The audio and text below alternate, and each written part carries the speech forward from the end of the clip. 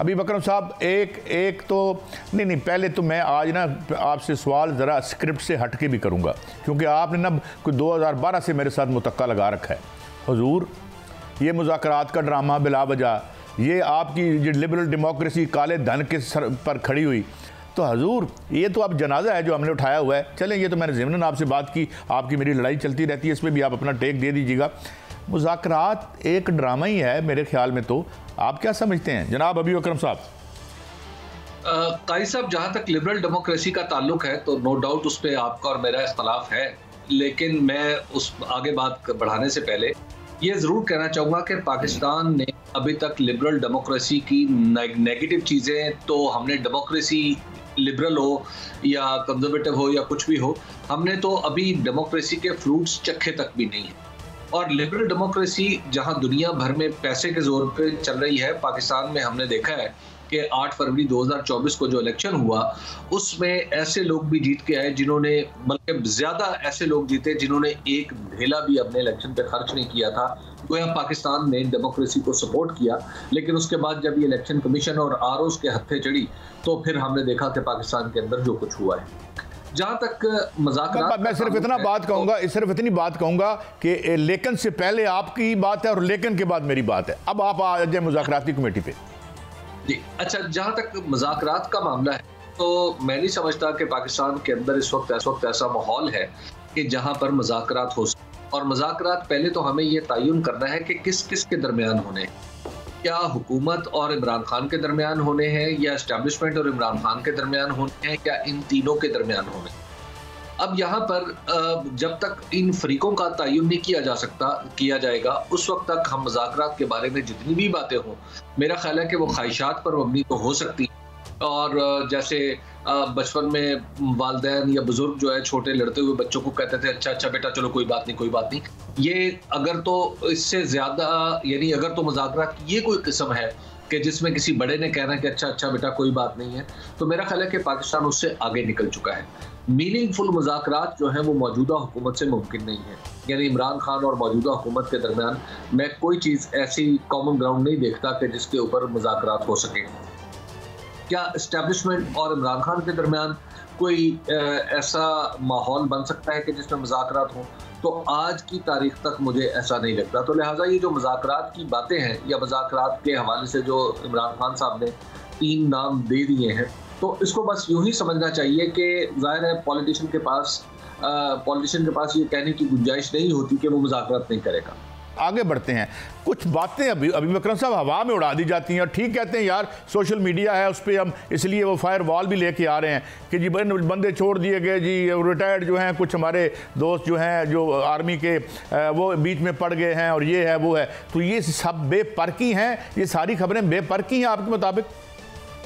देखिए, बीच में पड़ने की ख्वाहिश, यानी पाकिस्तान के अंदर तनाव कम हो, सईद काई साहब अगर वो कहे कि आप अपना किरदार अदा करें या आप कोई फार्मूला पेश करें या आप कोई बात करें या किसी भी शख्स को, पाकिस्तान के किसी भी सेन शख्स को ये कहा जाए, करेगा, नंबर 1। दूसरी बात है, पाकिस्तान के अंदर हर नॉर्मल आदमी की ख्वाहिश है कि इस वक्त जो जिस तनाव से मुल्क गुजर रहा है ये तनाव ख़त्म हो।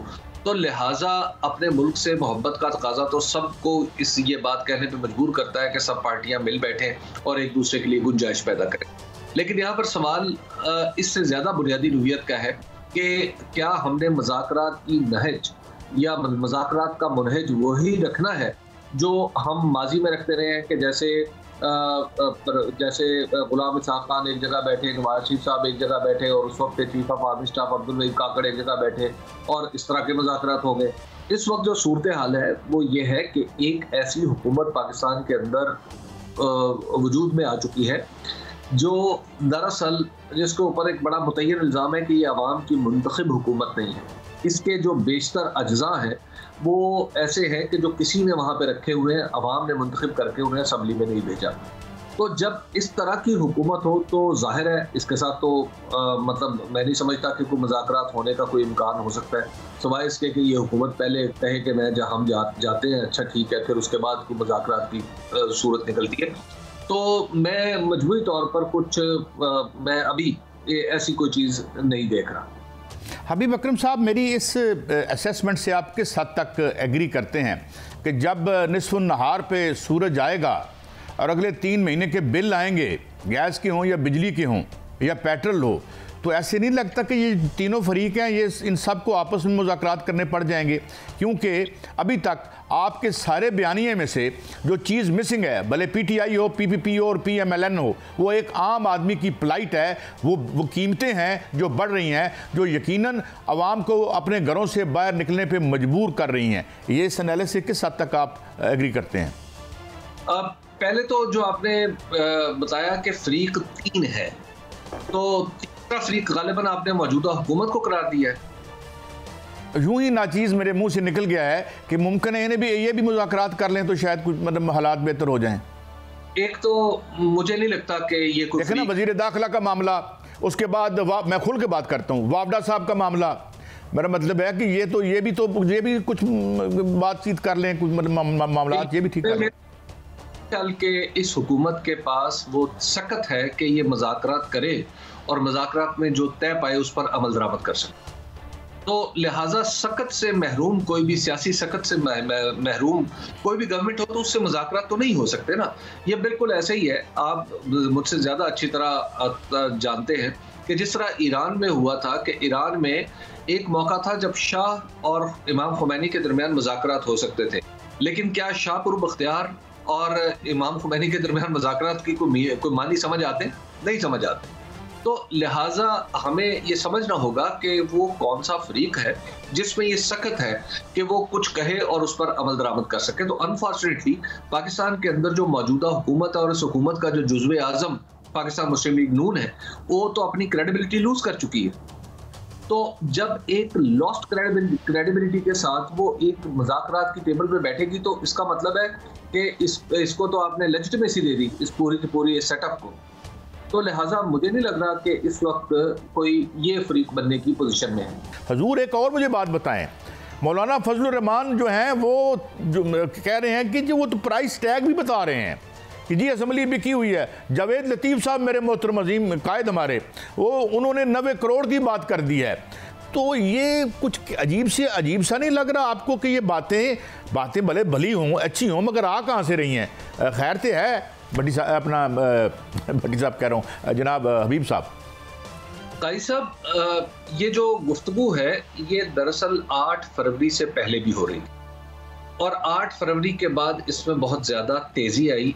हम सबको, आपको, हम यानी आप और मैं दोनों जर्नलिस्ट हैं, हम सबको पता है कि ये गुफ्तगू हो रही थी, चाय खानों में बैठ के हो रही थी, टेलीफोन्स पे हो रही थी, एक दूसरे को बताया जा रहा था कि कितने पैसे मांगे गए, कितने पैसे किए गए, या किसने इनकार किया, किसने इकरार किया। ये इस तरह की हेर से जो थी वो तो सीना बसीना चल रही थी।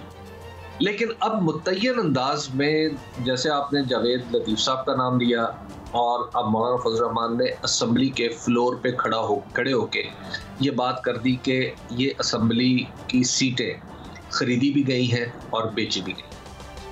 अब ये कोई छोटा इल्ज़ाम नहीं, ये गुफ्तगू तो पहले से हो रही थी। ऑनेस्टली आप पाकिस्तान के अंदर जो माहौल है उसमें हम सहाफ़ियों में से किसी की हिम्मत नहीं पड़ी ये बात कहने की। पहले तो ये बताएं कि क्या यहाँ तक आप और मैं एग्री करते हैं? नहीं, मैं एग्री, आपसे तो बिल्कुल एग्री करता हूँ इस बात पे, बल्कि मैं इससे एक कदम आगे जाऊँगा, आप बात मुकम्मल करें। ये बातें तो पहले से हो रही थी, तो आज उनको, हमारे पास जर्नलिस्टों के पास बात करने का मौका आ गया है कि किसी 2 बड़े ऐसे लोगों ने कि जो खबरों में रहते हैं, उन्होंने मुतय्यन तौर पर इल्ज़ाम लगा दिया। तो अब आप इसको मुज़ाकरात वाली बात से जोड़ के देखें, क्या कोई ऐसी असम्बली जिसके ऊपर बेचे या खरीदे जाने का इल्ज़ाम हो, तो क्या वहाँ के किसी जुज़ से या किसी गिरोह से मुज़ाकरात मुमकिन हो सकेंगे? नहीं, फिर वहाँ तो सौदेबाजी हो सकती है ना, दुकानदारी हो सकती है, क्योंकि अगर हम इनकी बात माने तो इन्हें ये तो जमहूरियत ना हुई, करियाने की दुकान हो गई, जरा बड़ी कर लें, पैसा माल बढ़ा है। अच्छा हजूर, एक और बात मैंने आपसे पूछनी है। मौलाना फजलुर रहमान बड़े, आपको पता है, जुर्रतमंद हमारे लीडर हैं, वो जिस धड़े में भी हों, आप वो कहते हैं मेरे दिल में बड़े राज हैं, मैं सड़कों पर भी आऊँगा और राज भी खोलूँगा। अली अमीन गंडापुर भी इस तरह की गुफ्तगू कर रहे हैं। ये कौन से राज हैं? यहाँ पर तो सारे सीक्रेट ओपन ही होते हैं वैसे, हबीब अकरम साहब। देखिए, अब तो सिर्फ होता है पाकिस्तान के अंदर ओपन ही होता है, सबको पता होता है कौन क्या कर रहा है, लेकिन जरूरत के मुताबिक अपना अपना नाम ले लिया जाए, या जिससे मुखालफत हो या जिससे मुआफकत हो, तो अपना अपना नाम ले लिया जाता है। तो अगर खुद जनाबे मौलाना फजल रहमान मद्दसल्लाहु अलैहि अगर वो इस तरह के कुछ नाम लेते हैं तो मेरा नहीं ख्याल कि सूरत हाल में जौहरी तौर पर कोई फर्क पड़े।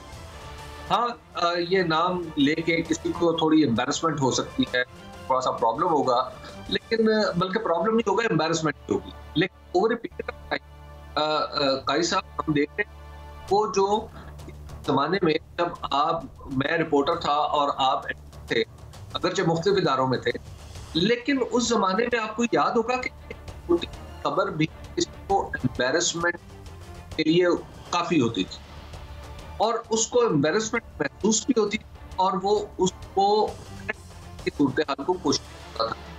लेकिन पिछले 1.5-2 साल में ऐसा लगता है तो एम्बेरसमेंट तो होती ही नहीं है, यानी वो कोई शायद चाहता है कि उसका नाम नेगेटिवली लिया जाए ताकि उसकी धाक बैठे, ताकि गली मोहल्ले में उसके बारे में ये कहा जाए कि यार बड़ा ताकतवर आदमी है, बड़े ताकतवर लोग हैं, उनसे ऐसा नहीं करता। तो शायद अब वो एम्बेरसमेंट वाला तो एलिमेंट ही मुझे लगता है कि पाकिस्तान के अंदर से चला गया है।